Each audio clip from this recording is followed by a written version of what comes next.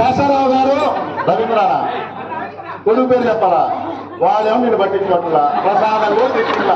ఎందుకమ్మా కొడుకుల మీద నేను తిరిగి వాడు పెళ్లి చేసుకుంటే నేను ఏం చేసాం అదే వాళ్ళు అయినా నవ్వుకుంటున్నారు. అందరం తెగా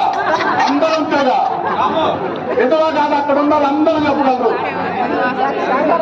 65,000 రూపాయలు తొడుగుంటే శేషారావు గారి కుమారుడు రవీంద్ర గారి పాట ఒకటోసారి 65,000 రూపాయలు. ఎవరా ఇవి హనుమంతరావు గారు 66,000 రూపాయలు మాత్రమే. 66,000 రూపాయలు మాత్రమే.